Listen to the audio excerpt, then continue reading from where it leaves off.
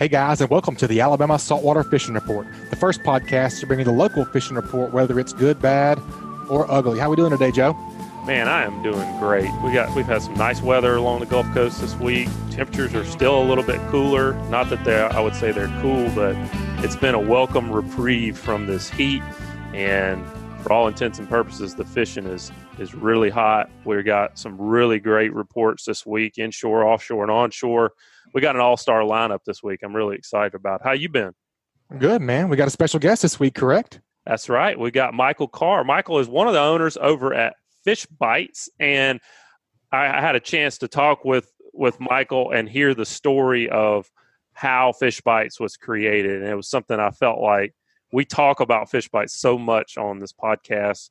We have lots of fish bite fanatics for sure. Yeah, well, I mean, and for good reason. You know, sure. all of our surf fishing guys use it. All of our inshore guys are starting to use it, and whether it's the Fight Club series lures, or I love that they're starting to take those fish bites and cut them up and add that to their artificial shrimp in some cases, add a little scent to it. That's really helping them. But I wanted to bring Michael on the show and let Michael tell the story of Fish Bites and how it was created, because I think it's a really cool story. So, Michael, welcome to the Alabama Saltwater Fishing Report, man. Glad to be here. Thanks for inviting me. How is your summer going? We're busy. We're making bait, man. Making bait. I love it. Well, you know, you guys have got a lot of new stuff out there, and we'll get into that a little bit later. But what I really want you to do is tell me, how did y'all dream this stuff up?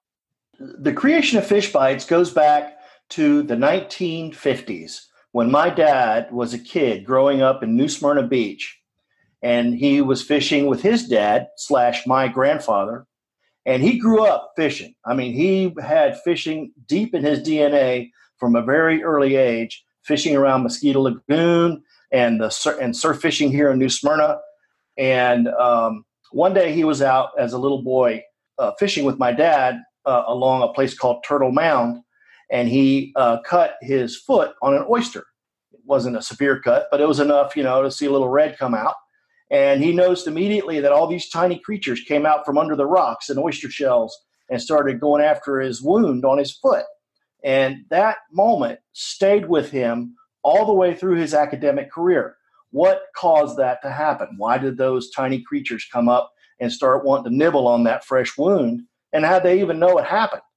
It's not like they understood English. Even if he shouted in pain, they didn't respond to that. That's right. So what was it in his blood that told these fish that, hey, there's something wounded nearby. You need to come gnaw on it. So he took that into academia, right? I mean, yes, he was determined to figure out what are the actual chemicals inside of shrimps and crabs and clams and squids that tell fish that there's a wounded prey item nearby, and it's time to go eat something. And beyond that, what is in that shrimp or crab or clam or squid that tells fish this is actually food and not some thing that's just floating along in the water. And so that is kind of how he developed the 1-2 punch with Fish Bites. He was able to synthetically recreate these scents. I kind of say Fish Bites is kind of like a fruit roll-up for fish. You eat a fruit roll-up, no disparaging the company that makes them, but there's no actual fruit in the strawberry fruit roll-up. It's all synthetically recreated based on what we smell and taste. And the same scientific method can be applied to creating fish bait. And so that's basically what he did. And so he was able to find the chemicals, the active ingredients in these prey items that told a fish, hey, something's poked a hole in me. Someone needs to come along and take a bite. So tell me about that research. How did he go about doing that? I mean, what was some of the process for him to? Sounds messy. Sounds like detract some blenders. Yes, then synthesize them. Many shrimp met their end in a high RPM blender. It sounded like that's exactly what I picture when you say that. He had an advantage early on in his research. He was asked to leave the University of Florida campus and go set up the Whitney Marine Lab in Marineland, Florida, which is just south of St. Augustine. And so for a while, he was like one of the only researchers in this whole building. And he had free run of the place. And in this building, there's a huge wet lab with like 30 55-gallon aquariums in it. And so he was able to run numerous experiments all at one time to help whittle down what these ingredients are.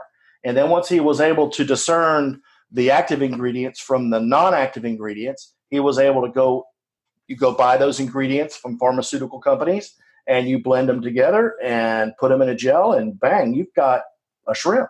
And that is so cool. So, I mean, it brings it full circle for me, because the first time I saw fish bites, I was like, no way, Yeah. be perfectly honest. Like, I mean, when I saw the bag, somebody was like, you need to try these fish bites. I was like, but I tried them and I was immediately hooked. I mean, it was an immediate, I didn't have to figure them out. Like, they just worked right off the bat. So this really brings it full circle for me to just kind of see that, man, this isn't like something that y'all just kind of threw together and some snake oil or anything like this. This is scientific, really chemical engineering.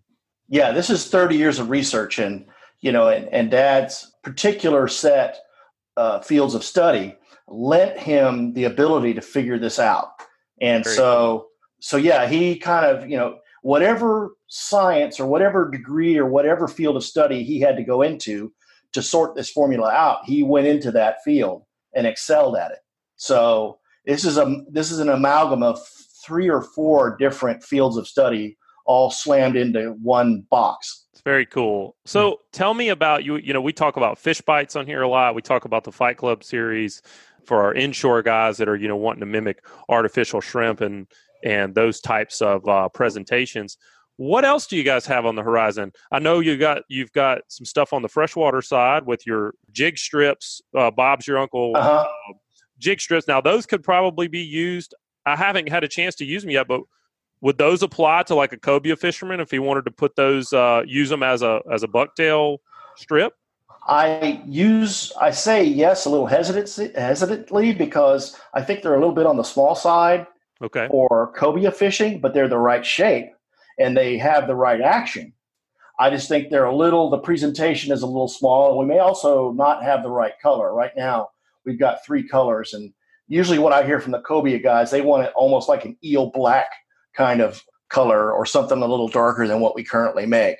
Right. But I think if you're in them, you're probably going to hook a couple of them on one of those baits. And you've got you've got obviously the jig strips. You've got some catfish baits over on the freshwater side. Is there anything new on the horizon? I mean, that you can tell us about? I'm sure I can envision the Fish Bites laboratory. Y'all are probably cooking something up you can't tell us about. But is there anything new on the horizon? What about our bottom fishing guys? We got a lot of guys that fish offshore.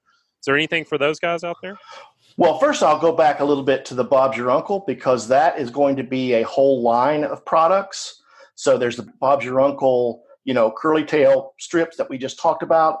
And then there's going to be something called a Bob's Frog, which is that old frog lure that was made that used to be a pork rind. Right. And now we've made it out of our material and our flavor sense.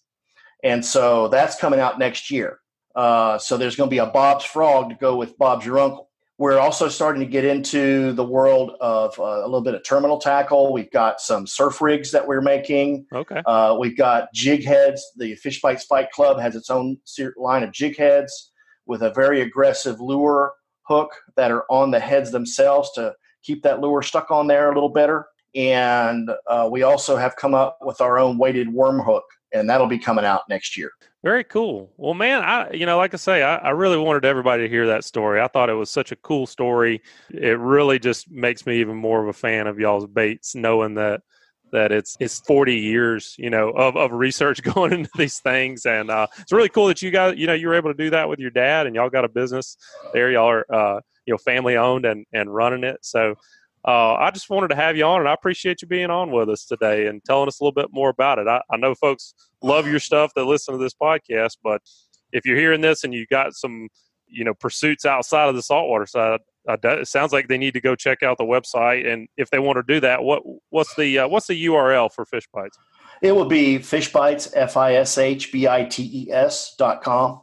And also our social media is extremely active. You can go to our Fish Bites Facebook page or Twitter or Instagram, and you'll find many, many dozens upon dozens of testimonials And, another thing is what's rare in this industry now is that we're actually made here in the United States from the ground up in St. Augustine, Florida.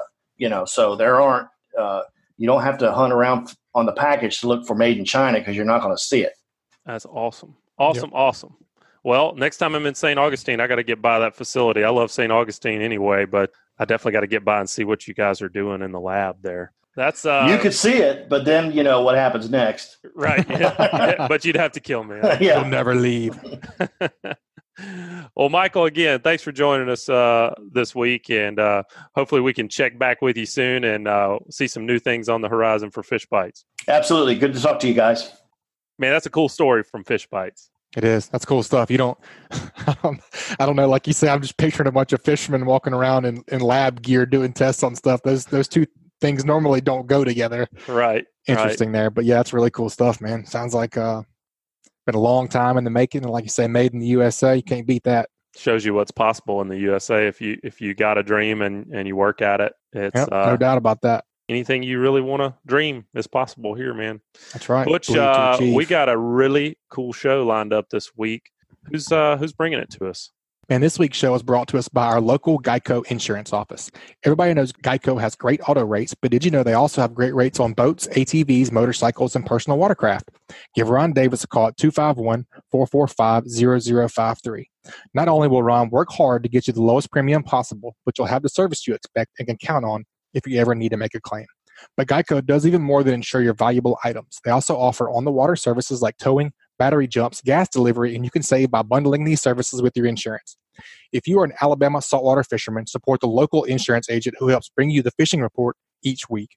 Call Ron Davis, Geico agent, at 251-445-0053 or visit him online at geico.com/mobile-al. Who we got next, Bob? Let's get right into this thing. Yeah, let's take it inshore. One of my favorites, the Marshal of the Mississippi Sound, Bobby Abruscato. What you say, Captain Bobby? How's the fishing been on the inshore side of things? Dude, I'm going to tell you something. It has absolutely been as good as it I think it can get. I don't know how long it was, a month or a week ago, 6 weeks ago or so. I was kind of crying the blues. This is the exact antithesis of that.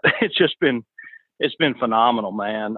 The fish are really behaving like they're supposed to behave. When you find them, you catch them. They bite. The quality's good. The quantity's good. I mean, it's just really been good. The bait supply is phenomenal, and this is live bait time of the year. I mean, during the summer, it's I love the artificial bait fish, and I wish I could do it all the time, but you better have bait this time of year. And again, the bait's plentiful, whether you want to catch it by yourself or buy it. The bait shops are loaded with nice bait. So, man, it's all working out good. And then, of course, you guys have been out enough to know, man, we've had just this phenomenal stretch of weather, too, where we've had these light north winds, medium to light north winds, and it's not been just so brutally hot. And I don't know if that affects the fish as much as it affects the attitude of the anglers.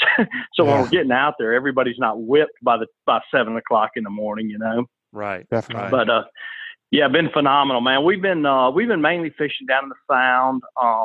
The water's as clear down there as except for like during the dead of winter where it gets extremely clear down there in the dry months.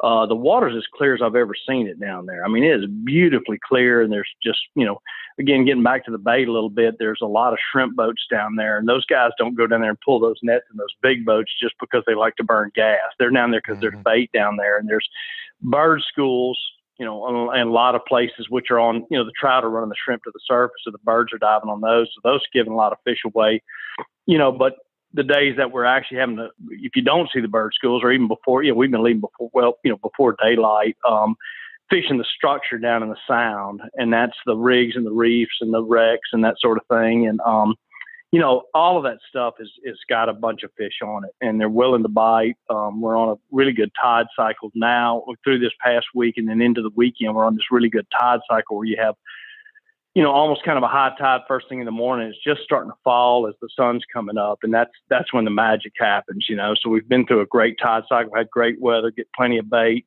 so it's good. I'll tell you, it's as good as it gets for this time of year, or really for any time of the year, but for this time of year, which, you start to get late summer, a lot of times the fish have been beat up pretty well. And again, it's kind of a live bait deal. And sometimes the water gets a little stirred up because we get a lot of west winds, but the wind directions really help to keep the water clear, and just everything's worked out good, man. So it's all been really, really good.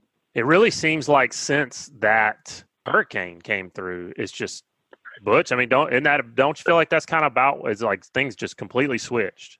We got that better water in here, and it's really picked up. Yep, and now I'll tell you something. We were talking about that just today. You know, that was kind of seemed to kind of be the switch. You know, when that little squall or that little storm came through, and that's when some things really kind of turned around and started getting really good. And you know, and I think we probably could go back to the archives, but I think I remember talking a little bit about that. So I'm going to say, I told y'all, as soon as that hurricane comes through or whatever this thing is, I said, this thing's going to switch around. Did I say that really? I don't. You did. And I think you did. I'm taking credit for it. I believe there was a little bit of discussion, too, about the moon phase, you know, switching out of that moon phase we were in and getting into a little better pattern there. Well, there's that, too. Yeah. But, you know, we talked a little bit about last time we had you on fishing with croakers, and I'm going to take a minute to plug a couple of things. So you've got an excellent article that I just published on greatdaysoutdoors.com. It was previously in Great Days Outdoors magazine that's about summer speckled trout fishing, specifically with live croakers. So if y'all want to check that out, Bobby's he's the man when it comes to that, but he wrote a really good article about that. And it's up right now on the main page at greatdaysoutdoors.com. And in the July issue, I did an article on pulling small shrimp trawls with a good friend of mine, Justin Ishii, and the guys over at Island Boy Seafood. Kind of got his process on what he does there. Bobby, I know you pull a small Ned bait pretty easy to come by. I know you said it's plentiful. So those croakers pretty easy to find. They are, yeah. It's been good on the croakers, and you're exactly right. I like to catch my own croakers. I buy shrimp because the guys, I'm not real good at catching shrimp, and it's just it's a hassle. But I love catching my own croakers, and I drag a 12. I got a 12-foot net that's kind of got some tweaks to it that helps you catch the finfish that the normal shrimpers don't want those finfish in their nets. Right. So they build their nets, you know, or they'll build their nets to concentrate on the shrimp. I built a net, or had a friend of mine help me design a net that actually does a better job of catching those finfish before they get over the net. So it does a phenomenal job of catching the finfish. And I like dragging, you know, at this time of year, you know, when you really want to use croakers. It's getting light a little bit later in the morning, so I got time to drag in the morning. But yeah, they've been really plentiful. The mouth of the bay and the Gulf beaches around the tip, not the Gulf beaches themselves, but the tips of the island. That's the places right now that are really good for croaker drags, you know. And or if you can find kind of a channel, there's a little drop off or anything like that. That's a good place to drag for them. But yeah, it doesn't take long. And the other thing that I've been doing too, and you know, in addition to dragging a net, if I got time, is you can go out and hook and line croakers with just a little brim hook. And a lot of times you don't have to be in your boat. You can do them off docks, any place that's got shell or rocks. You can just get a little brim hook with a piece of squid or gulp or little pieces of dead shrimp, and you can catch, you know, a couple dozen croakers pretty quick.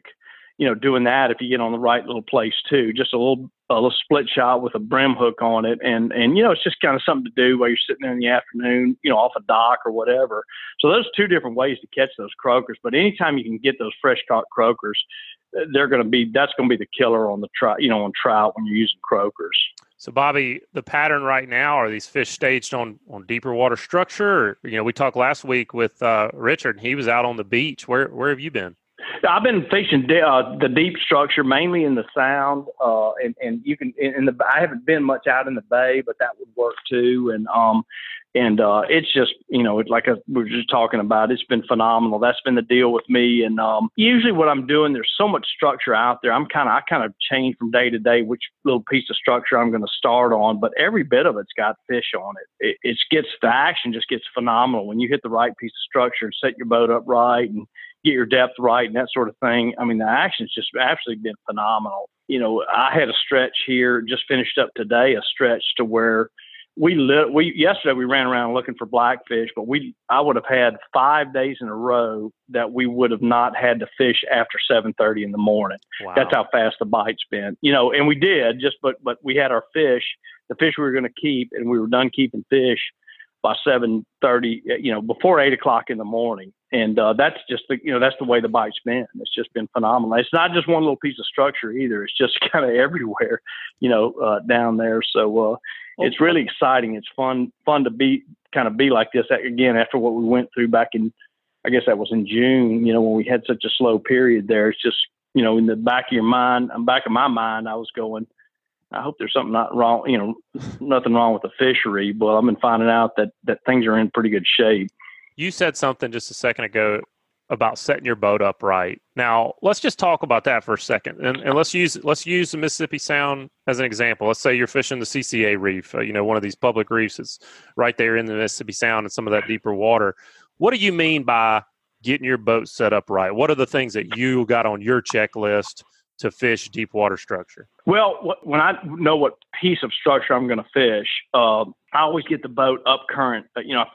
Sometimes the wind and the current aren't always running the same direction. Like the CCA reef, for example, that you just used, that tide runs from east to west or west to east, depending on if it's falling or coming in. But the wind's been blowing the north. So if you picture that, you've got the wind and the tide are about 90 degrees to each other. So you got to kind of factor in which way you're going to be casting and which way the baits are going to be drifting. To get and the fish don't care which way the wind's blowing. They care about which way the bait's coming from. So you have to kind of figure out, how you can get your boat set up and make your cast to where you can present that bait so it's drifting into the structure. And you got to picture the fish relating to that structure, feeding, facing into the current, relating to the structure. So they want that bait coming into the structure. So you got to set that boat up so you can make the cast and allow that up current of the structure and allow that bait to drift into the structure rather than just go, you definitely want to go anchor your boat right on the structure. You want to kind of figure out how that boat's going to set up, how you can get that bait to drift into the structure. In a perfect world, either with no wind or the wind in the exact same direction as the current, you could just anchor up straight up current from the structure. We call it drop and drift. Just drop your bait in the water and just leave your reel out of gear and let it float right back to the structure. And that's perfect. You guys have fished enough to know that don't happen very often.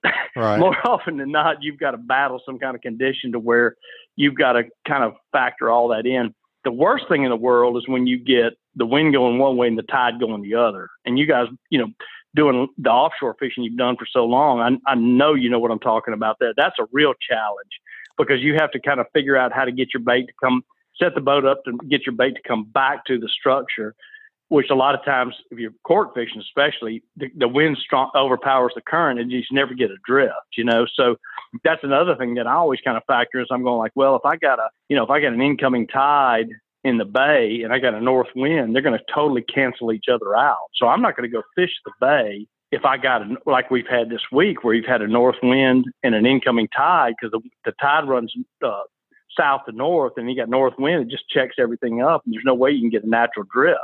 So you have to kind of play that wind and play that tide, to figure out how to get your bait to drift naturally. Man, that's what I like about talking to you, Bobby, is you can take you've got all these variables. No, I love it, man. You've got all these variables in your mind and it's like you're taking what normally a guy like me would have to do is I'd have to separate out these two variables and make a decision based off of that. But you're letting those two variables, dictate these other two variables, and then that's telling you a pattern and sending you in a direction.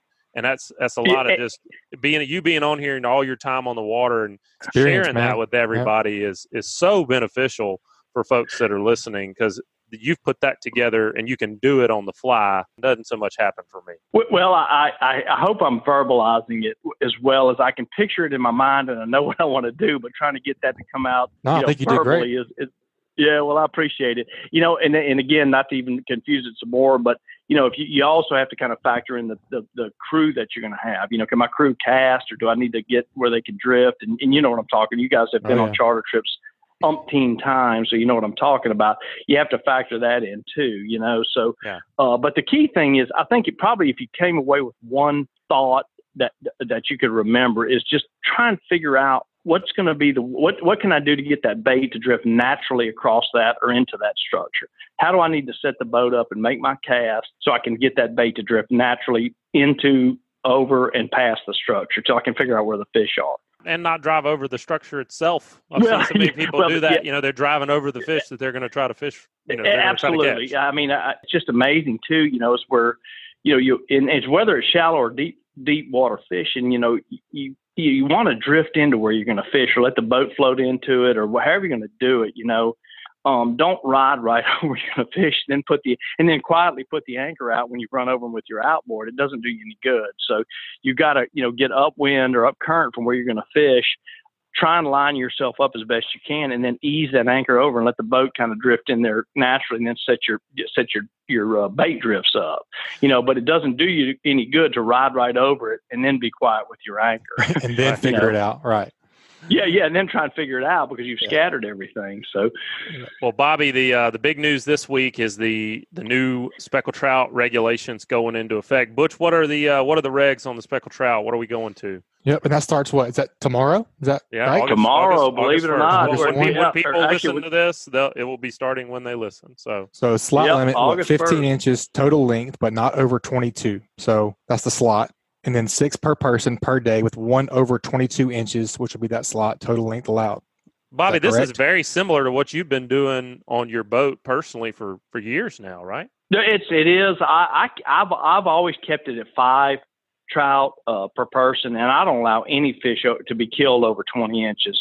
But one of the things too, that I want to mention too, because it's going to get a little bit confusing as we adjust to these new size, and with this new slot limit on trout is, and Butch, we were talking about, you're only allowed 6 trout per person.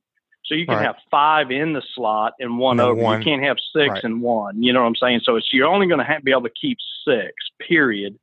But only one of those 6 can be over 22.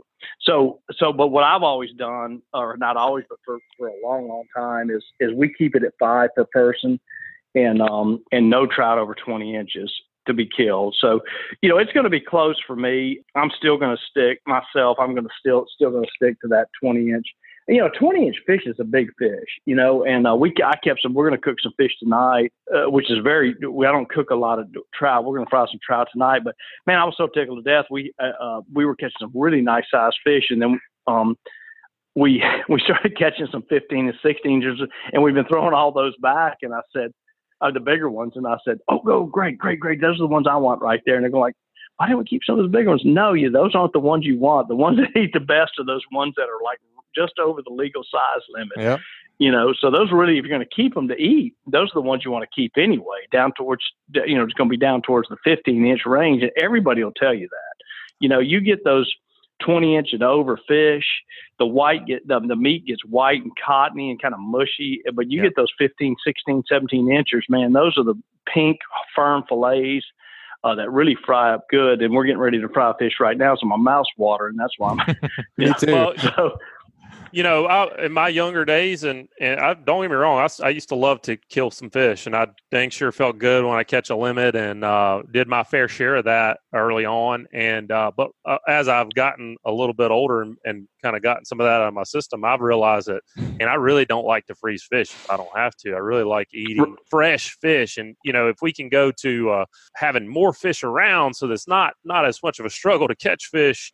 And you can get them every time, pretty much, get them when you want to go get them, and eat fresh fish all the time. Sounds like a win-win for me. Great. You're point. exactly right on those big fish. They've got that coarse, almost a bigger flake to them, and it doesn't, not all that appealing. It's not. They're great for a picture, and they look good in an ice chest, but that's about as good as it gets. But nowadays with the digital photography we've got and stuff on phones and everything else you can shoot it with, you can show everybody you want that big fish, but the ones to eat are those smaller ones. And we've all, we've done it. I mean, there's no way I'm going to stand up, stand here and tell you guys that I haven't, killed a bunch of, those fish, and I did it too.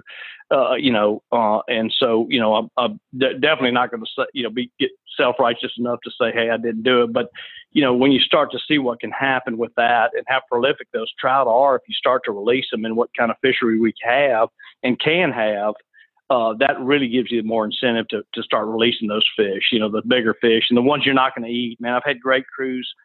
A lot of the people I go with, before we even put our first fish in the box, I always ask people, are we keeping fish today? So first thing I ask them when we catch our first fish, we're keeping fish today. And because we've done this before too, we've thrown a box of fish, and then guys get to the dock and go, oh man, I'm traveling, I don't need any fish. And I'm like, I got these fish in the box here. So my first question to them when the first fish hits the boat is, are we keeping fish today? And it's surprising. A lot of people go, man, not really. Or if I do, I might keep 2 or something like that, So that's another thought, if you got a group out there and, just make sure, like you just said, Joe, they don't freeze that well. So if you're going to cook them fresh, it's great, but they just really don't freeze that well. And if the fishery continues to improve like it's been, we'll have the opportunity to go out there and catch fresh fish and eat them fresh like you're talking about. Be really curious to see what happens with the speckled trout fishery in the next 3 to 5 years. I think it's going to be pretty awesome. I think you're right, Butch. Trout are so prolific. I mean, they spawn at such an early age, and they make so many babies when they spawn. I just think this is a great move by our marine resources people to make this move, and I think we're going to see some pretty impressive results. I know what happened when we came with our very first limits, which are the ones that we're just going away from right now. I know what I saw happen, and I just think that this is something that needed to be done. But I think you're exactly right. I think you're going to see results in a fairly short period of time. It's and I hope exciting I'm to right. think we've got all the elements in our ecosystem to have truly giant. If we're talking speckled trout, to have truly giant speckled trout. We're seeing fish caught in the 10-pound range every year. Don't get me wrong, I love to go out there and just keep the rod bent, but I'm really excited to think that, here in a few years, this area of the northern Gulf Coast can be a destination to come catch. Be catching those 10-pound trout on the regular. Trout. Yeah, I mean, to see, regular 30-inch fish, it's very possible. I gotta think we're gonna get closer to having that fishery. And on the heels of that too, of what you're talking about, when you talk about a fishery as small as Alabama is, and I think you're exactly right. All of the guys, not all, but a lot of the guides will tell you that we get people from that have been to other states that are blown away by how good our fishery is. Yeah. I think we're probably, it can only improve, but, we got a tiny fishery as far as the entire Gulf Coast goes. Alabama has a very tiny fishery as far as coastline miles. And we have an impressive fishery. And I think with just a little bit of help, dude, it's already impressive to people. I think it can really turn into something really special. If we keep the people that are doing our management, keep moving, keep, doing what they're doing. Yep. I think so too. All right, Bobby. Well, as always, we got to get an inshore tip from you. So what are you thinking this week? Well, we were talking about structure fishing, and this, that's what I've been doing a lot for the last month and a half or so. And, and we talk, again, going with the theme of what we've been talking about with catch and release, is, when you start structure fishing, you're fishing schools of fish that are relating to that structure. They're not moving fish. In other words, they're pretty well staying put. What happens when you release a fish or even lose a fish?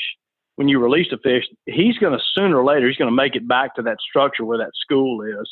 And Dr. Sean Powers told me the name of this chemical they release, but the gist of it is in the chart. And I'll tell the charters this. I say, guys, when we start releasing this bite's going to shut down.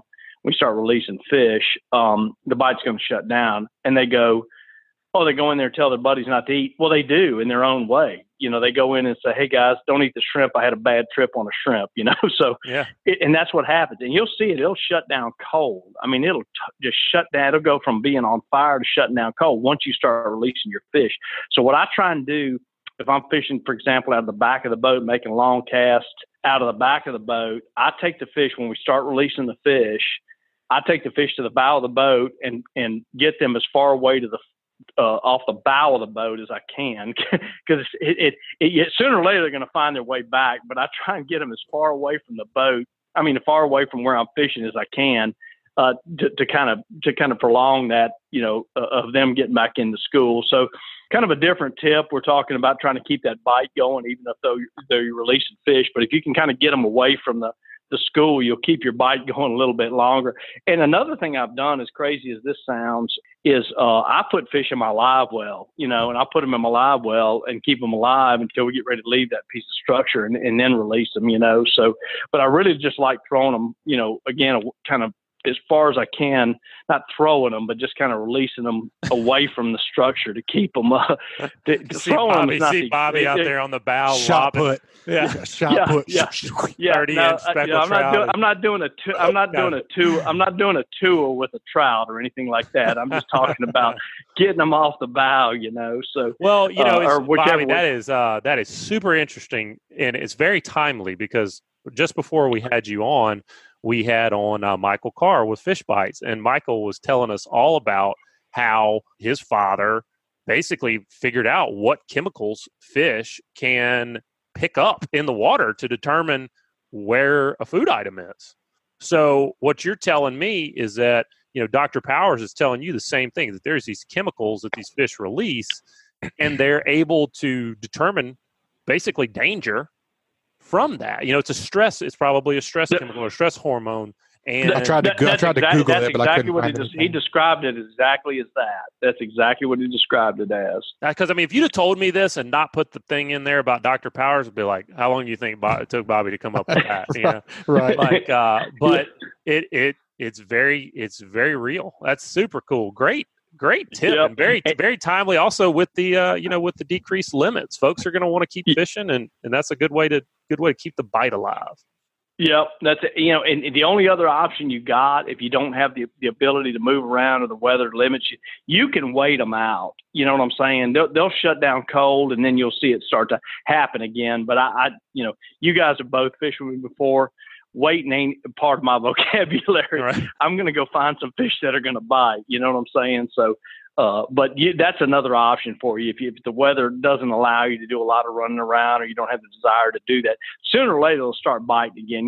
You'll see it kind of, valley out. The bite will just die, and then occasionally you'll get bit again, and sometimes it'll start picking on up. You know what I'm saying? So that's another option for you. But I don't have the patience to do that. Mm-hmm. Bobby, as always, man, that was a great report and a great tip, and we appreciate you being on with us this week. And folks want to look into booking a trip with you.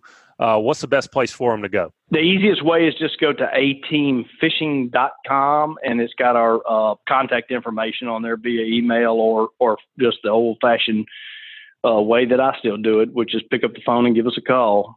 All right, Bobby. Well, thanks again, buddy. We'll look forward to talking to you again soon. All right, guys. Thanks for having me on. Good stuff, Captain Bobby. Keep whacking them. Man, Joe, it's always good to hear from the marshal of the Mississippi Sound. Dude can catch with speckled trout. Now I can tell you that. He knows them. He is one with the cyanidae, the drum. Sure. He is one with the drum. There's been a lot of good stuff happening offshore, man. I heard this weekend was a little bit tricky, but where are we headed next? Let's head on down to Orange Beach, Alabama, and talk to Angelo DiPaola and hear what's going on the blue water side, the offshore side, and I believe we're going to get a little tarpon report out of the deal. Angelo, welcome back to the Fishing Report, buddy. Tell us, I know you fished hard in this limited tournament the Mobile Big Game Fishing Club put on last weekend. How'd it go? Man, for us, it didn't go well. We won the award for burning the most gas and traveling the longest distance without catching anything of any substance. We ended up with some blackfins for bait and a barracuda. So, that's fishing. That's how it goes sometime. We thought that it might have been slow for everybody, and it was for a lot of people, but there were some people that made the right calls and went to the right places and caught a few fish. Well, let's start out by you tell us what you did wrong, and then tell us what you should have done. All right, so we're fishing. A buddy of mine, he has a 40 Invincible cat with quad 400s, had 800 gallons of fuel. We could cruise 50, 60 miles an hour wherever we wanted to go, and it was calm. And so for us, we kind of looked at we looked at a Hilton's really, and we looked at how that water was shaping up. And due south of Orange Beach, right at Horn Mountain, there was a really nice looking piece of water. All arrows pointed to that's where you should go. Now, what did we do? We looked at that and said there'll be a bunch of people fishing there. and we kind of looked to see how that water was going to bend over to the west. And we went to Mars, Ursa, Neptune area. And we got there just before daybreak. It was a clean green at Mars, but there was bait everywhere. So, those tunas jumping. We're like, all right, we're going to sit here. We're going to catch our bait. And we're going to live bait this rig for a good portion of the morning. That's what we did. And we marked some good fish, but we didn't get any bites. Our plan leaving was we're going to get that far to the southwest and we'll work our way back to the northeast. We knew there was a lot of rigs between us and home base. And we also felt like at some point if there was going to be a rip that we were going to cross it and we could troll it back.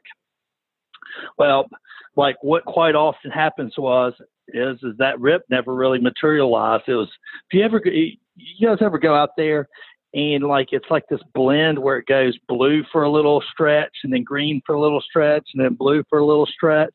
Oh yeah. With no current. It's kind of what we ran up against. We knew Patrick Ivy had been out a couple of days before us and they'd caught some fish on Thunderhawk, Thunderhorse, one of those. And so we knew that was between us and Horn Mountain. So we just basically, we had a lot of speed and we had tuna tubes and we were able to keep some baits alive. We started just working our way back, live baited till we ran out of live bait and then trolled, and we would troll those rigs 3-4 laps. If we saw something, we would fish it. If we didn't, we'd just move on to the next one. We just never saw any signs of life. Let me back you up a little bit, and this is going to kind of be a bit of a technical question, but you were talking about that clean green water and live baiting. Live baiting is something that that was really got popular after my experience in blue water, and so I don't know a whole lot about it. Now, when you see that clean green, will live baiting work just as well? It just didn't work for you guys this weekend, or is that something that you really want to have super clear blue water for? We'd seen these little blue streaks kind of, so we knew we're in a blended area and the rig was just sitting in a green part of the blended area. But I don't let clean green water, I don't know how many times I've caught fish in clean green water, whether it be like the nibble, the elbow area, or on a rig. Like really for us, what we're looking for is lots of bait. And like you couldn't send it down a butterfly jig or diamond jig, on Saturday morning without catching a bonita, a blackfin, or a small yellowfin. You'd see some stuff pop in on the water here and there. So we felt like, that there was as good a chance as any as catching a fish there. The one thing we didn't like, and I think that this translates to inshore fishing probably even better, but there was just not a lot of current where we were at. And I think when you have a lack of current, whether it be inshore or offshore, the fish just for whatever reason aren't feeding. And I think it's kind of a little bit what happened to us. I know I had a friend that was fishing to the east of us, and they had current for a little while that morning. They did hook a fish live baiting. So, well, Angelo, you've got the Ladies' Day tournament coming up this weekend. So since you've told everybody what they don't need to do, now let's talk about what did work last weekend. Where were the fish, man? So, at least according to the people I talked to, Horn Mountain had fish. I think Asgard had fish. And then a buddy of mine who really, and this goes to show you, like you can have really great fishermen on a boat, every piece of tackle you could ever imagine, boat with all the capabilities in the world. This guy goes out in a 31 regulator, gets Gage Swan to come over from Dauphin Island, and they go out looking for Asgard, can't find it, didn't realize it had moved, and said, hey, look, there's a rig, let's just go over there. Ends up being deepwater Proteus. They put some ballyhoo out and double up on tuna right off the bat and end up losing a pair of 100-pounders right next to the boat. But like, hey, they are in an area of life. There's fish biting. They end up going 1 for 3 on blue marlin, catching a couple of dolphin and losing another really big tuna. And so like from the people I talked with, that Horn Mountain, Delta House area, just that stuff about 100 miles due south of Orange Beach. Really had a lot of fish on it. And heck, I had a buddy that took his 7-year-old and a 23-foot regulator out to the nipple, fun fishing, jumped off a white and caught a 50 and a 60-pound wahoo. Nice. That same day, just fun fishing. So, granted, he went back out earlier this week, and he said there's no bait out on the nipple. Water's still the same color, but no bait, nothing happening. Man, that's got to be tough to lose two fish like that. And that's first and second place, probably. Well, I mean, I'm sure it's going to happen to me someday, but what's that like, Butch? What's that like losing fish? I don't know. I've never had that happen to me. Maybe Angelo knows. I've lost they don't hook Angelo. They don't even hook them. They don't even, they can't. You can't lose them. Don't hook them. We spent the day grilling out hamburgers, lamb chops, and intermittently drinking Budweisers. I feel so sorry for you. Sorry for you. Well, Angelo, so it looks like we got some good weather for this weekend's Blue Water tournament, and it sounds like there are some fish in country, so that's good to hear. Well, let's talk about tarpon a little bit. I understand you got to do a little bit of that last week. We talked with Chris too, and they're catching plenty of fish right now. What was your experience? Well, for full disclosure, I'm no expert tarpon fisherman, but I had some friends. They were chirping in my ear. They're all catching tarpon. They're everywhere out there. And so I was like, Sunday morning, we're like, let's go tarpon fishing. I mean, for somebody that doesn't do it all that often and has only caught a handful ever, we got out there and started running the beach. And I think we just fished from, daybreak to probably 11 o'clock in the morning. I think we saw about 100 fish. We casted lures, we casted baits and everything. And there was guys out there hooking up, and it felt like as if we're in another country. There's so many tarpon out there. I bet we saw 100 fish. I was just thinking, golly, we've got this great fishery in our backyard, and there's hardly anybody out here even accessing it. It's a super easy trip. I mean, for us, we fished from Perdido Pass here in Orange Beach over to Pensacola Pass, swung by Hub Stacy's, ate a lunch, drank a Bloody Mary, had a beer, and came back into the house. It was, outside of not catching any fish, it was a really cool day on the water. We're gonna have to do a special Angelo segment about where's the bite, and we're not talking about fishing. Sounds like you do a lot of just as much eating out on the boat as you do fishing. Oh man, look, like if you're not like enjoying some good food on the boat, and I mean, like I could do a whole segment on must-have boat cocktails and food, for sure. Like go-tos. But yeah, it was it's a pretty cool fishery, and I've kind of talked to a few guys, and I know a buddy of mine caught one this morning. I imagine in the next week or two they ought to start showing up in the north end of the bay. It's just basically, from what I can tell, it's like you got to get out there enough, spend some time to be there when they're biting. Yeah, absolutely. Get with somebody who does it a lot. Somebody like Chris too, that we had on last week. Get with somebody and let them show you the ropes is a big part of it.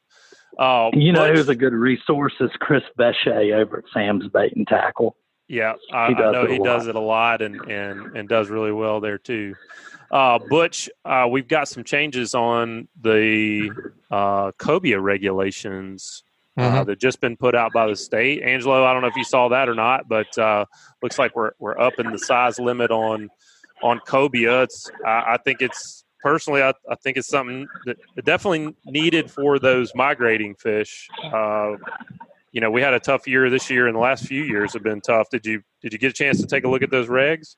I didn't, but I can tell you, like, we've just got more pressure on all our fisheries in general. So, yep. As you have fishing pressure increase, you also need to regulate that fishery according to that additional pressure. So I'm a fan. Yeah, I am too. I think it's a good move to be proactive. And cobia went up to 36 inches fork length. Did they make any changes to the creel? It just says regulation changes cobia 36 inches fork length minimum.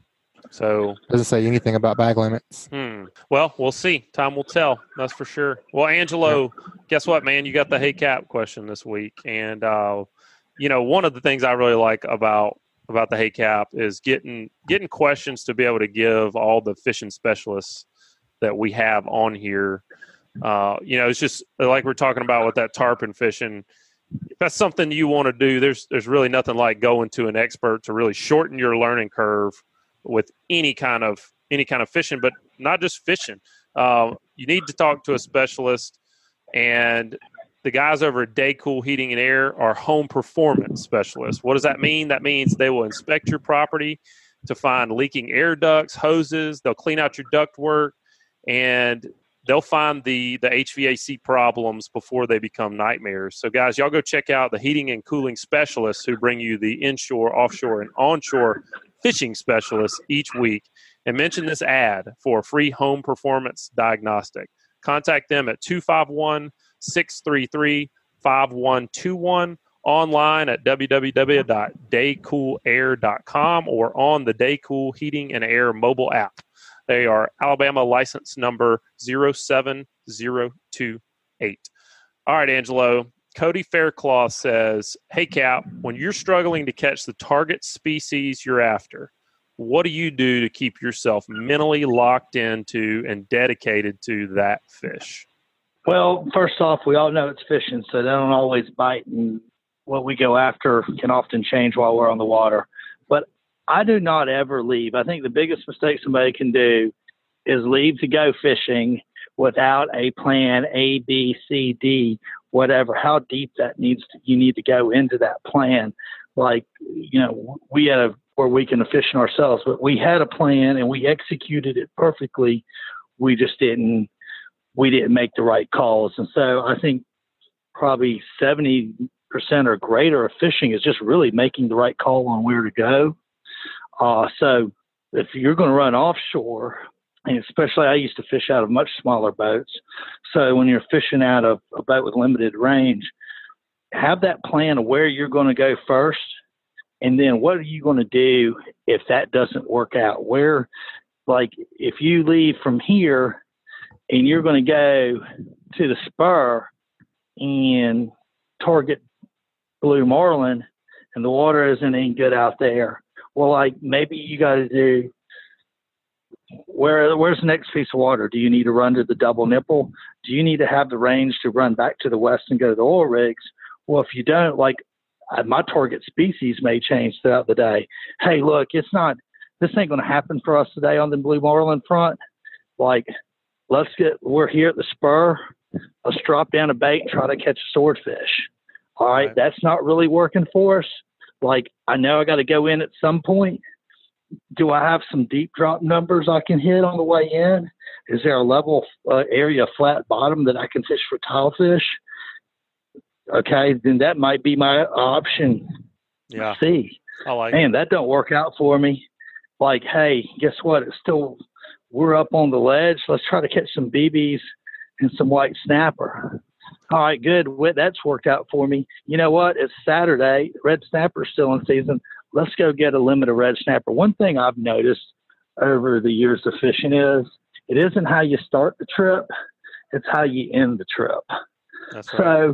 So, nobody remembers that first 6 hours of complete boredom if you end it with something good. And look, sometimes that something good may just be some burgers, some great conversation, and some boat drinks. There he goes with the food and drink again. How it is. That's right. That's Angelo's tactic for everything. Food and drinks. I like it though. It's not a bad tactic. It's a great tactic. In my younger days, I would have said, you're not fishing hard enough. These days, boat drinks and burgers sounds great to me. Well, you know what? And if we're talking, hey, you've got a targeted species and you're going after it hardcore.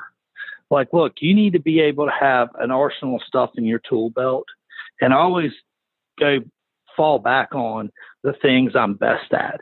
But let's say if you're tuna fishing, a lot of times, tuna are on those rigs, you almost need to be fishing 24/7. So you're there doing something when those fish come up and start feeding. Yeah. So, we were talking about this before we got on air, and Butch was talking. Well, heck, Butch, you just take it over. I mean, like if you have a targeted species, go just explain to them talk to them, everybody here, what you're telling us. Yeah, I mean, you can, like you say, we're out there tuna fishing, and I mean, maybe from 3 a.m. to 6 a.m., you're diamond jigging, you're putting chunks in the water, you got a couple down deep, you're netting up flying fish and getting those things, when the captain's holding the boat up. And then at daylight, you might have caught 2 or 3. And that's the reason that the guys that are successful are so successful, because they fish around the clock. You're right. We'll fish, until daylight, and at daylight you might be trolling baits, or you might put the kite up. But in a couple hours, you're going to pick a couple that way, and in a couple hours, you're going to be doing the other, trolling or putting the kite up, whichever one you didn't just do. And you're grinding all day, and then the same thing at night. In the evening, you'll be doing the same deal, just changing out your tools in order to optimize your chances. So, Angelo, that and tying that in with what you said, it's that option A, B, C, and D, having those things, having them ready to go, so that when you lose confidence in one thing, you can immediately switch it over, and now you got your confidence back. Hey, maybe this is going to work. And keeping baits in the water, you're fishing. So many times Matthew Isbell's talked about it on the surf side. It's like folks want to sit around and watch and look and wait for things to happen. And majority of the time with fishing, that's not it. I mean, Butch, how many times have you been out there and there was literally a 30-minute window that made the trip? Catch 2 or 3, get 2 or 3 on, and I mean, just one great fish. I mean, sure. You catch if somebody catches 180-pound tuna, and that's the only tuna you got on the boat, that's still a great trip, sure. Because it's just a trophy fish. So I like what both of y'all are saying. I mean, keep your confidence by having a lot of options, a lot of tools in the tool belt, and keeping baits in the water. And be willing to switch up species. I mean, you got to play that hand you're dealt. And I learned this years ago, travel fishing. I mean, you go down to Guatemala and you want to go catch sailfish, and you get down there, and the guy and your captain says, "Hey guys, the sailfish just ain't biting right now, but I tell you what, if you want, the roosterfish bite has been crazy good." Well, I've made that mistake where I was like, I don't care. We've come for this target species. Sometimes you got to be willing to come off of that target species and go after what's actually eating. That makes a big difference in your success. Well, it does. And why sit there beating a dead horse whenever you could make the trip somewhere else, picking a few other species? Yeah. That's a fact. You went tripletail fishing. They didn't bite, but everything's lined up perfect for speckled trout fishing. Well, why would you continue to tripletail fish? Yeah. Yep. Unless you want to pound your head up against something. I mean, I don't know. I just don't do that. I don't like to fish for stuff that isn't biting. Yeah. Yep. That can be very frustrating. Well, Angelo, man, if I wish we could all fish for a living and make our money that way, but so we got to do some other things sometimes. So, how's the real estate market going? You got anything new coming online this week or next couple of weeks? Man, I tell you, the real estate market, normally July and August is fairly slow months for me when I go back and track it. I don't think we've ever been as busy as we are right now. We just brought on a Harbor Cove, a 3-bedroom in Harbor Cove with granite countertops, deeded boat slip, boat lift on it, $440,000. Wow. $445, my bad. Really where we'll get the appraisal back here shortly. And we'll put that out. If you go on my Facebook page, we'll have all that stuff available. You can reach out to me through that. We're about to list Matt Ship's house. Speaking of food, Matt Ship, the guy that owns, he had Justine's at the Pillars in Mobile. He had Ship's Harbor's Grill at Sportsman's. Now he has Fin and Fork. He has a beautiful house on Wolf Bay here in Orange Beach, swimming pool, bedrooms, chef's kitchen, Viking appliances. I mean, freaking really nice house. We're about to list it. We're waiting for that appraisal to come back to put a number on it. Great views, boat dock, 2 boat lifts, great property. I believe we'll probably come in under $1 million there. Don't hold me to it, but I think that's where we're going to end up being. And go to my Facebook page, The Coastal Connection, get at me through email, Angelo@thecoastalconnection.com. We'll point you in the right direction. Well, Angelo, as always, thanks for being on here with us, and good luck with the Ladies' Day tournament. We'll talk to you again soon, buddy. All right, guys. Appreciate it. Thanks, Angelo. Cody will be getting a brand new sea deck ruler for giving us his Hey Cap question on our Facebook page. Make sure you're following us on Facebook at Alabama Saltwater Fishing Report to get your chance at future prizes. And always, you can email us your question at alabama@bestfishingreport.com.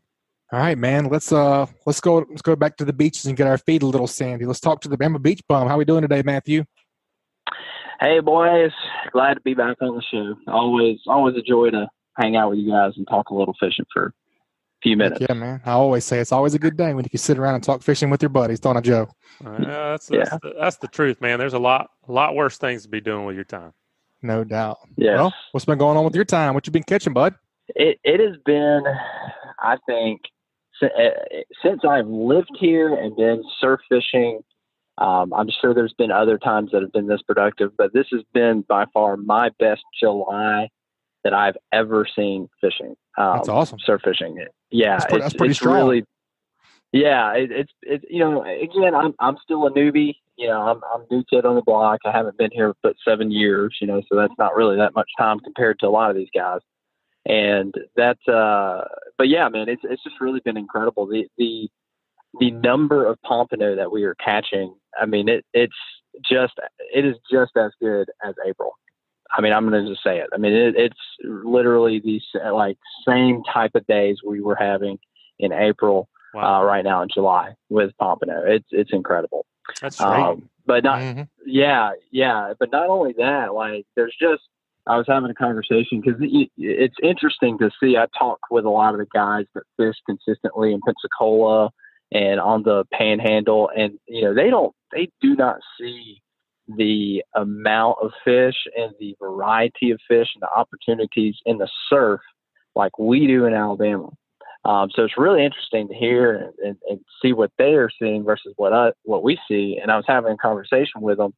I'm like, man, it's like a zoo over here. I mean, there's so many species and there's so much life, all the way down to the blue crabs that we have just scattered all along the beaches right now because they come in to lay their eggs. They don't even see that. And there's so many different things that I think are unique to the Alabama Gulf Coast in the way of surf fishing that I think is really, it's been a secret for a long time. I think I've played a big role in unleashing this secret, but it's so neat to see what we have in this really hidden gem of a fishery in the way of surf fishing, and how year round there's always opportunity.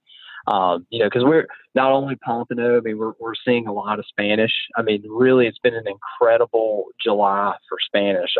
I was telling somebody else the other day, I haven't seen it since I've been here. I've not seen the Spanish staying as close to the beach as long as they have this year. I mean, pretty much every day it's a legitimate target that you can go out and catch Spanish from the beach. And that's been a more rare thing. We'll see them sometimes, but usually they're a little further off. You just can't quite reach them, but they're well within casting distance pretty much every day for the last couple of weeks, where you can consistently go out and catch them. Not a whole lot of size to them, most of the ones we've been catching, but that's okay. They still, if you still want to keep some, they're big enough to keep and eat, but they're not huge. But it's just been great. I mean, it's been a lot of fun, and there's just always something to do right now. For those Spanish, you just trying to keep keep a jig or a gotcha plug rod ready for whenever you see those schools, or how's that playing out? Yeah, I think I talked about it last time I was on the show. I really personally like diamond jigs. That's right. Really, yeah. Just because the biggest advantage in my opinion is just being able to really fling that thing, because you can throw it for 1 ounce or 1.5 ounce diamond jig. You can throw it further than really any, a spoon, but even a heavier spoon, just because the spoon's so broad. Whereas those diamond jigs are more linear, so they just kind of cut through a lot better. A lot of people fish bubble rigs, but those you're just not going to get the distance out of that like you are with the diamond jig. So just having that capability to reach them with the diamond jig is what I really like. You are going to lose more fish mainly because those diamond jigs are so heavy that those fish are really good at shaking it. But I'm okay with that because there's more fish that I can reach that the guy fishing with a bubble rig next to me can't. So I'm going to get more hookups, and that's, even if I lose more, it usually equates to I'm still catching more fish. Well, I'm not going to let you get out of here without talking about the pompano a little bit more. Skimmed over that. So let's talk about targeting them specifically. Well, first off, talk to me about bait. And then I also want to know, are you seeing any kind of trend with where those fish are running? You know, are they in the trough, on the bar, or is it a mix? What's going on there? Yeah, a lot of good info here on how and where, when. The baits, I've caught them on fish bites, primarily sand flea flavor. I've caught them on just pieces of shrimp. I'm not catching really anything on sand fleas themselves right now. I've pretty much given up on them. I keep putting it out there on one of my rigs just to see, but not really seeing a lot of action on sand fleas. So either I would go fish bites, sand flea flavor. Shrimp flavor would probably be okay, but sand flea just seems to always be the ticket. Shrimp or ghost shrimp even. We've had some success with it as well. So that's kind of what I would put your focus in. I wouldn't even honestly bother with the sand fleas because I don't know why, but they're not really hitting it. So I would go with one of those bait options.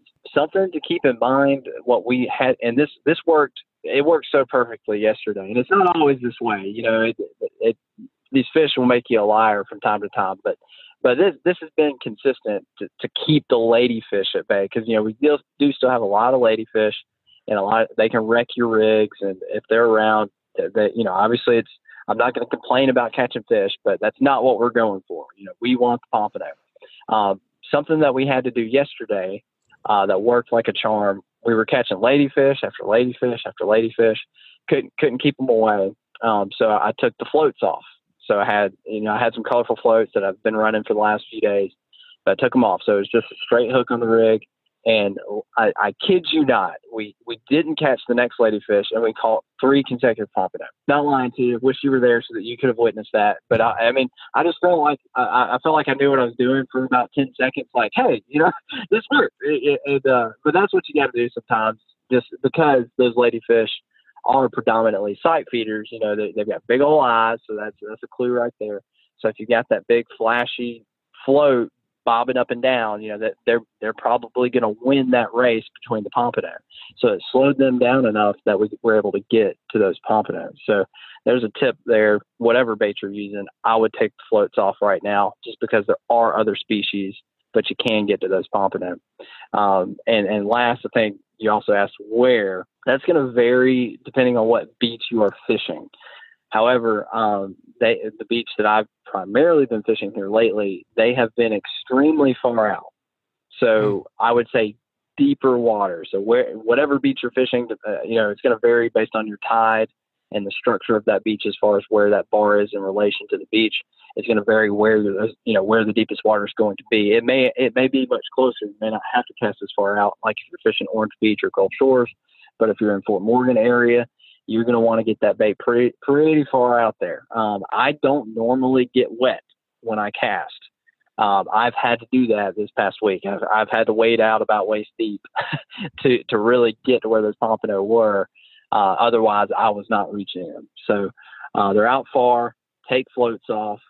Focus on those baits that I mentioned. I wouldn't bother with sand fleas right now. It's just not productive. And you will find some pompano, I promise. They're still here. We're catching a lot of them. I think I want to make a motion to make that the Bama Beach Bums either new tagline or a T-shirt at least. Bama Beach Bum, we want the pompano. We want the pomps. Bring them on. That's not what we're going for, but we want the pomps. That's good stuff, man. That's a lot of good intel there.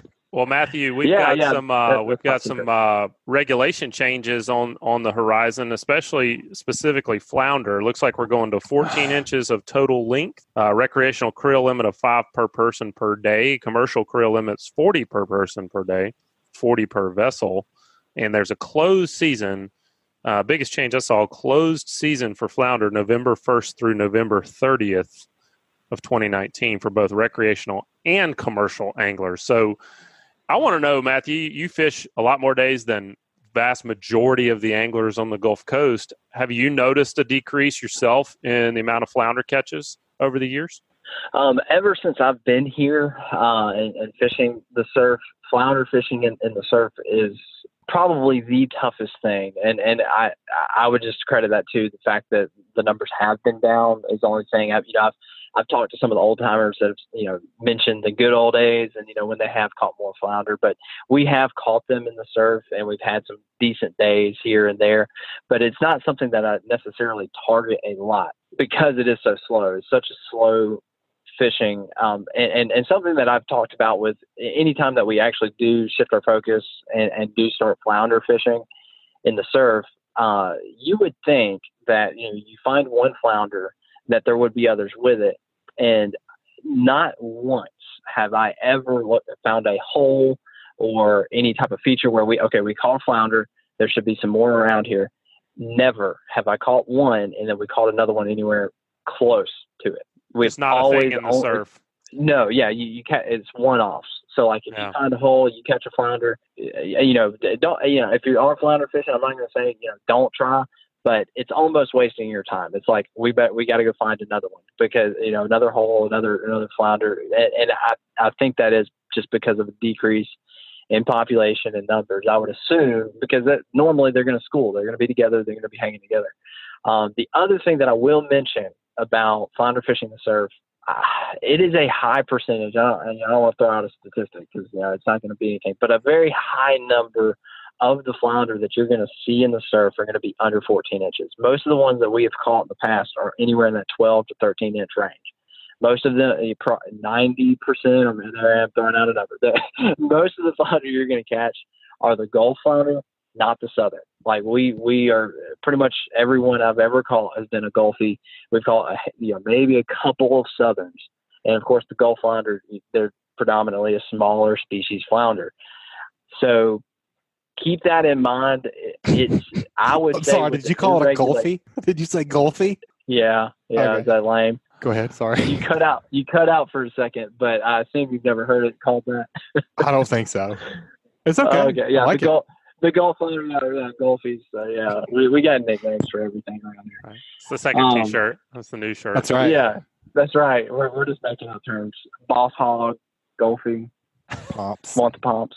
So yeah, just keep that in mind if you are targeting flounder in the surf. It may honestly I think in the future, I'm a big fan of the change.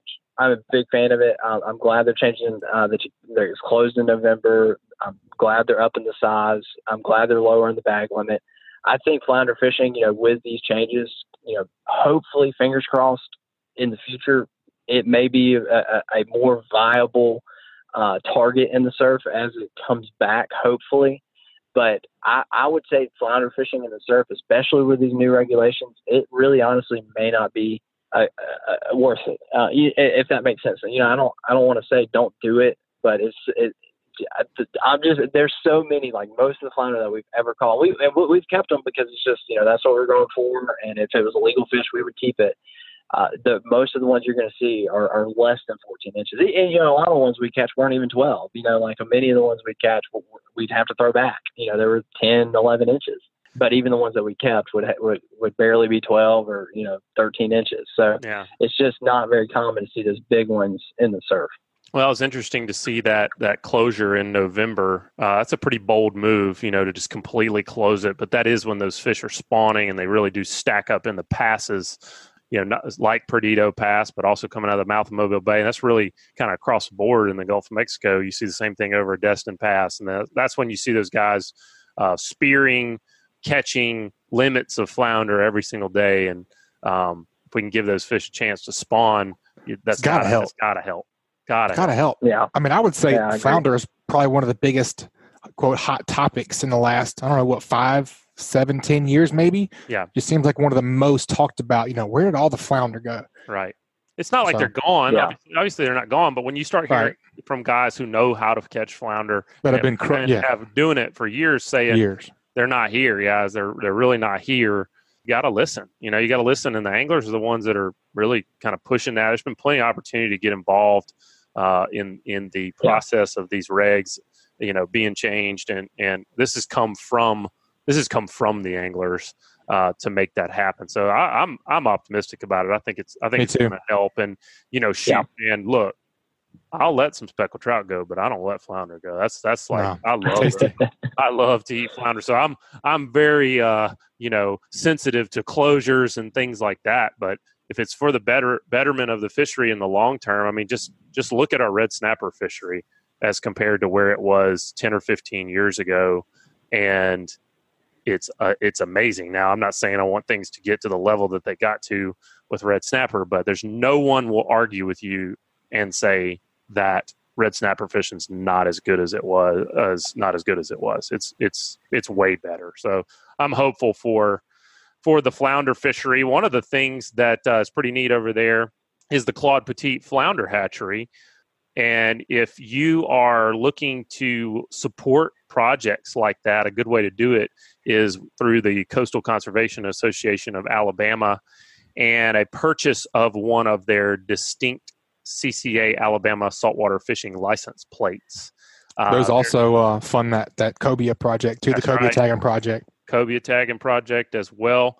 You can head over to the Alabama Department of Revenue's distinctive license plate page at revenue.alabama.gov to get one of those for yourself. And CCA Alabama is the sponsor of the onshore tip this week. So Matthew, what do you think, buddy? What's the onshore tip?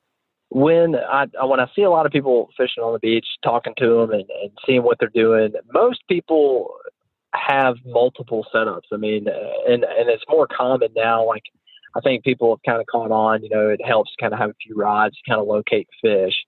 So, I mean, most of the time people have 3, 4, and I've even seen some running 5 by themselves, which, that's a lot. But, they're getting their workout in. Yeah, I know. You're running wind sprints basically on a good day. But they're usually one track minded. A lot of times they're kind of going after one thing. And something that I do on all of my trips is we have a variety in our spread, and just to try to locate, what our best opportunity is that day. Because honestly, I mean, I can speculate, but we don't know until we get out there, like really what the fish are, what fish are going to be there, what's hot, what's not. I mean, obviously it could have been one thing yesterday and it could completely be different the next day. You can't go off the day before. I mean, it helps, but you never really know. So what I typically do, if I am running 5 rods, if I've got, at least a couple of people on a trip to help manage that many rods, I usually am going after 3 different things with 5 rods, typically. So usually with one of my rods, I'm going after sharks and bull reds. We'll use some cut bait, cut ladyfish, cut mullet, whatever, and chunk it out as far as we can. 2 of the other 4, I'm going after pompano. So in my mind, these are designated for pompano. We're using baits that are going to be more geared towards pompano, whether that be a bigger bait or fish bites, which is always a fantastic pompano bait. My rigs are geared for them, whether I need floats, what color floats that I'm thinking are going to be good for pompano, or no floats, like we talked about earlier in the show. And then I've got 2 more rods, usually my steelhead rods, which we've talked about that before as well, which are just lighter setups that I bring with me. And those are designated for whiting. We're targeting specifically whiting with those rods. And usually I'm fishing much closer in. Whatever beach we're fishing, doesn't really matter. It's typically always closer to the beach that we're fishing when we're fishing for whiting. With lighter rigs, usually with my pompano rigs, I'm running anywhere from 17 to 30 pound tests. With my whiting rigs, I'm running anywhere from 8 to 15 pound tests. With smaller hooks, single drop rigs, and no floats, typically just always a bead on there, orange, purple, a couple of colors that I personally like. And I don't ever, honestly, as much as I use fish bites, I don't really ever use them for whiting. If I'm targeting whiting, it's always, always, always fresh dead shrimp. Just a little piece of fresh dead shrimp. I peel it, put it on the hook, and that's it. And we're fishing close. And I'm okay with that. Like, if I'm fishing deep for pompano, I want a bait that's going to be more secure and that I know whether or not it's there. I don't ever really put just a piece of shrimp fishing deep just because it's so much work. if it gets nibbled off, to keep changing out baits. But when you're fishing for whiting, I'm fishing so close to the beach that it's not that hard to reel in real quick, put in a little piece of shrimp, and cast it right back out. So that's why I'm okay with using just that little piece of shrimp and no fish bites. And usually that's the way to get them. It's usually a much quicker bite. I've caught them on fish bites before. It's not that they won't hit them. It's just you're going to get much faster action and much better bites 100% of the time with fresh dead shrimp versus fish bites when you're targeting whiting. So anyway, just mix it up. You don't really ever know what you're going to get into, so just kind of keep that in mind when you're setting up your spread and preparing for your day. Tie your rigs accordingly. Have a target in mind as far as what species of fish you're going for, and you're going to have a better day. Because if you're going all in on one thing, that one thing may not be there that day, and you're going to be sitting there twiddling your thumbs, and it's going to be kind of a blessed day. But if you kind of keep that at this time of year, especially.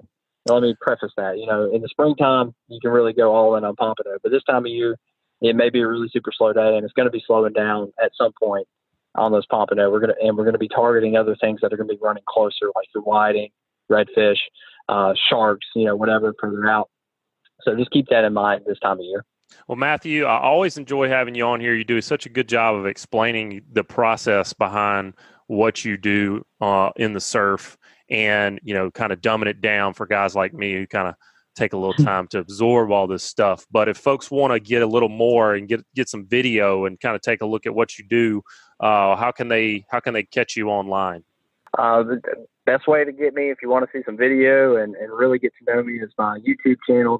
Just go over to YouTube and type in Bama Beach Bum, and there will be plenty of videos and opportunity for that. Hit that subscribe button if you go over there. That way you'll get notified. Hit the little bell notification so it sends you a notification when I post a video, because I post at least a couple every week. So hopefully it'll help you out. Well, thanks again for being with us today. We'll look forward to the next time we can have you back on. Thanks, guys. Appreciate it. Wow, Butch, today's show was jam-packed with a ton of good information. I feel like our contributors really showed out today. What'd you learn? Really broke out the big guns today. All our guys definitely did. Everybody's segments were packed full of good information. What did I learn? Is that what you said? I did. I think what stuck out to me, honestly, from my just lack of experience, rather, for lack of a better word, inshore fishing, Captain Bobby talking about setting up the boat properly to fish where you want to fish. Whether that be, he was talking about structure, but I would assume that would go to anything, whether you're fishing a beach or whatever. He was talking about setting up your boat based upon the current and the wind direction. I don't know. Maybe I just, back in the charter days, we had to think about stuff like that and really plan out your day. But usually nowadays, when I go fishing, I just pull up somewhere that I think decent fish are and I throw a line in. I don't pay attention to that kind of thing like I should. And I was just sitting there going, that's a really good point. That's really smart. I'm gonna start being better about that. Yeah, so. a lot of variables being taken into account, and that's the reason why he can put fish on the deck consistently. That's right. When guys like me and you, we're just kind of fishing spots, and he's seeing patterns, we're seeing spots, and if you pay attention to these guys and you really start to pick up on that, I think that was awesome. It really reminded me of fishing with your family, on the island, and with Skipper Theory and Mike Theory and those guys. I know a lot of days they would plan plan the bottom spots that they were going to fish based on what the holdup was for that day, and right. You don't even, you as a customer or even as a deckhand have no idea on the deck, you don't realize what they're doing, but you just all of a sudden realize, man, all day long we've been bottom fishing in 120 feet of water and my line's never getting drug under the boat. Yeah. My lines aren't getting tangled with the guy fishing right next to me. That's not happening by chance. Those really good captains are paying attention to that hold up, and they're thinking, well, if I can keep the boat going, into this direction, then I'm not going to be, having to deal with a side sea, and my customers aren't going to be getting rocked and beat to death as much. They're putting all those pieces together, and a lot of planning. Man, there's a ton of stuff that goes into it, and it only comes from experience and time on the water. But man, how cool is it to have those guys share that stuff with us and get us a little closer when we can't be out there 7 days a week like they are. I learn a ton every week, and I know I say that a lot, but I'm not joking. I mean, every week I come out of this thing, and it helps me catch fish. Right. Well, when you're working from zero, like for you, like everything is an exponential. It's all uphill. all uphill for me for sure. All right, man. Wrap this thing up. Let's let everybody get to fishing. All right, folks. It's going to wrap it up this week. Another great show, Alabama Saltwater Fishing Report. You guys, if you're not following us on Facebook, make sure you're following us at Alabama Saltwater Fishing Report. We always post stuff, the giveaways, and just us being us. Usually, have a little fun over there. That's right. And you guys, if you have not left a review, if you don't listen to our show on iTunes, go over there and leave us a rating. It really helps out a lot to get us a little notoriety on iTunes with Apple. And if you'd like us to email you the podcast each week, just head over to greatdaysoutdoors.com/ASFR and we'll send you the show each week. You guys keep whacking them. We'll see you soon. This week's Alabama Saltwater Fishing Report is brought to you by the Alabama Marine Resources Division. They remind all recreational anglers one snapper check vessel report is to be submitted before red snapper are landed in Alabama. For more information about snapper check, please visit outdooralabama.com. And also, Killer Dock. Are you suffering from dock dysfunction? Check out a full line of dock enhancement at killerdock.com. That's killerdock.com. Also brought to you by Foster Contracting, Fortified Roofing Pros. Did you know you can save up to 40% on your homeowner's insurance with a fortified roof? Learn more at fortifiedroofingpros.com or call them at 251-973-9999. This week's Saltwater Fishing Report is brought to you by Angelo DiPaola, the Coastal Connection with EXP Realty, your boating and beach property specialist. Check me out on Facebook at Angelo DiPaola Realtor, the Coastal Connection, or call me direct at 850-287-3440. This week's Alabama Saltwater Fishing Report was brought to you by me, Joe Baya, and National Land Realty. If I can help you in any way with the purchase or sale of land in Alabama or Florida, whether it's timberland, farmland, recreational land like hunting land, or even agricultural land or ranch land like horse farm, drop me a message at jbaya@nationalland.com. That's JBAYA@nationalland.com. And also A-Team Fishing Adventures. Check them out online at www.ateamfishing.com or contact them at 251-661-7696.